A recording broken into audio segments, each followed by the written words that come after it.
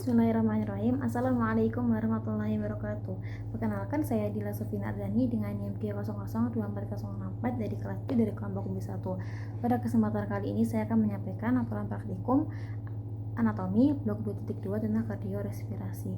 Yang pertama yaitu untuk topik pertama, jelaskan anatomi dari traktus respiratorius yang superior. Jadi traktus respiratorius itu dibagi menjadi dua bagian, yaitu anatomi, ada yang superior dan ada yang inferior. Yang superior ini terdiri dari nasus, faring, dan juga laring. Kita langsung saja yang pertama untuk yang nasus. Jadi nasus ini dia terdiri dari osa dan juga kartilago. Untuk osanya sendiri ada os nasal, os maksila, dan juga os frontal. Kemudian untuk kartilagonya ada kartilago processus saturalis, kartilago septenasi, kemudian ada kartilago septenasi, ada kartilago alaris mayor, dan juga ada kartilago alaris minor, dan juga ada kartilago septenasi. Kemudian untuk kavum nasi sendiri di sini dibagi menjadi tiga bagian. Yang pertama ada vestibulum nasi, ada regio olfaktorius dan regio respiratorius. Nah, di vestibulum nasi ini dia terdapat dua pintu masuk atau apertura. Pertama ada apertura nasalis anterior disebut sebagai nares, kemudian di apertura nasalis posterior disebut sebagai coana. Nah, di sini regio olfaktorius ini untuk pertukaran untuk pintu masuk O2 dan CO2, masuk CO2, dan sedangkan untuk yang regio respiratorius ini dia untuk pertukaran O2 dan juga CO2. Kemudian di nasal sendiri dia juga ada sinus paranasal. Di sini ada sinus maxillaris, sinus frontalis, sinus ethmoidalis, dan juga sinus sphenoidalis di sini kan. Terus di nasus ini dia juga ada di bagian lateralnya dia ada bangunan-bangunan. Yang pertama di sini ada meatus nasi superior, ada concha nasalis superior, concha nasalis media, dan juga concha nasalis yang inferior. Nah, di antara concha ini dia nanti akan membentuk struktur lagi yang disebut sebagai meatus. Jadi di concha ada di bagian atas sendiri ada recessus sphenoethmoidalis, kemudian ada meatus nasi superior, meatus nasi media, dan juga meatus nasi yang inferior. Nah, kemudian di bagian dari meatus ini di saluran ini dia ada namanya muara. Nah, yang pertama untuk yang processus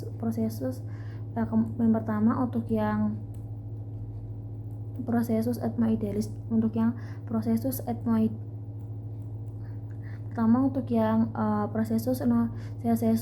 sphenoethmoidalis ini dia ada muara dari selula ethmoidalis posterior. Kemudian ada meatus nasi superior, dia dapat muara dari yang selula ethmoidalis yang kalau yang recessus sphenoethmoidalis dia dapat muara dari sinus sphenoidalis. Kemudian di meatus nasi superior ada muara dari selula ethmoidalis yang posterior. Kemudian di bagian meatus nasi media ada beberapa bangunan lagi.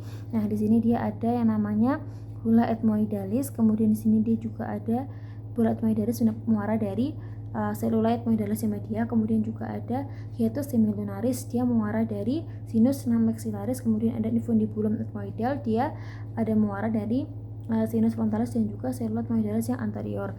Kemudian di processus unginatus itu adalah bagian bawah dari hiatus semilunaris. Kemudian dia meatus nasi inferior, dia terdapat muara dari ductus nasolacrimalis. Makanya kalau biasanya orang tua menangis dia juga ada air yang keluar dari hidungnya.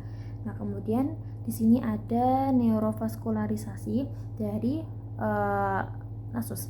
Yang pertama untuk vaskularisasinya dia ada cabang dari arteri carotis eksterna dan juga yang arteri carotis interna. Untuk arteri carotis eksterna sendiri dia itu ada arteri sphenopalatina, arteri palatina mayor, dan juga arteri labialis superior, dan juga ramus lateralis yang nasi. Kemudian dari cabang arteri carotis yang interna dia ada arteri ethmoidalis anterior dan arteri ethmoidalis yang posterior. Kemudian untuk inervasinya, untuk venanya dia mempunyai nama yang sama dengan arterinya. Kemudian untuk inervasinya, untuk yang penciumannya sensorik penciuman dia menggunakan nervus olfaktorius. Kemudian untuk yang sensorik umum itu dia ada dua, dari nervus ophthalmicus dan juga nervus maxillaris. Kemudian yang untuk otonomnya dia nervus maxillaris dan juga nervus vagus. Terus kemudian di sini dia sering ada plexus Kisselbach, dia sering terjadi epistaxis atau mimisan. Kemudian lanjut ke faring.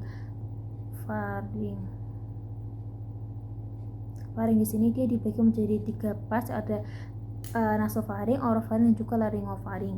Nah, untuk nasofaring dia setinggi vertebra cervical 1 sampai 2, kemudian untuk yang orofaring 2 sampai 3, dan yang terakhir ada yang laryngofaring, dia terletak setinggi VC 3 sampai VC 5. Kemudian untuk pertama untuk yang nasofaring dulu. Nah, di nasofaring ini nasofaring. Nah, nasofaring itu dia terletak di belakang nasus di sini, di belakang os nasus, kemudian os nasal. Nah, kemudian di sini dia ada beberapa bagian. Yang pertama ada koana. Koana tadi kan membatasi antara meatus, antara apertura nasalis yang posterior dengan faring. Kemudian di sini juga ada opta, yaitu ostium pharyngeum tuba auditivi eustachi. Dia membatasi antara hidung dan juga telinga bagian tengah, tuba eustachi. Kemudian di sini juga ada tonsila pharyngeal. Nah, tonsila pharyngeal ini juga ada tonsila pharyngeal ini dia terletak di, kemudian dia juga ada torus tubarius, kemudian juga ada torus levatorius. Nah, terus nih ini opta tadi. Terus juga di sini dia ada recessus pharyngeus. Nah, recessus pharyngeus ini nanti dia disebut sebagai, dia kadang disebut sebagai tonsila tubaria. Kemudian lanjut ke laring. Kemudian lanjut ke orofaring dulu. Orofaring ini dia tertinggi VC2 sampai VC3. Dia fungsi untuk proses pencernaan. Dia berbatasan di bagian depannya, dia berbatasan di sini kan orofaring. Dia berbatasan dengan isthmus faucium yang merupakan batas antara bagian mulut dan juga dengan orofaring. Kemudian dia juga ada arcus palatoglossus. Dia juga ada arcus palatopharyngeus. Nah, arcus palatoglossus. Kemudian dia juga ada fossa tonsillaris, tempat dari tonsila palatina. Kemudian juga ada follicula epiglotica. Follicula epiglotica ini tempat benda-benda tumpul yang tertelan. Terus kemudian terakhir ada laryngofaring. Laryngofaring ini dia skeletobasisnya tertinggi VC3 sampai ke VC5. Dia ada fossa piriformis dan juga adetus laringis. Adetus laringis yaitu tempat pintu masuk dari laring. Kemudian kalau untuk fossa piriformis ini dia ada tempat jika ada benda-benda tajam yang tertelan. Ini faring setinggi ini. Belakangnya. Kemudian kita lanjut. Kemudian untuk vaskularisasinya, arterinya dia dari arteri carotis externa, dia ada arteri maxillaris, facialis, pharyngeoaxillary, dan juga arteri lingualis.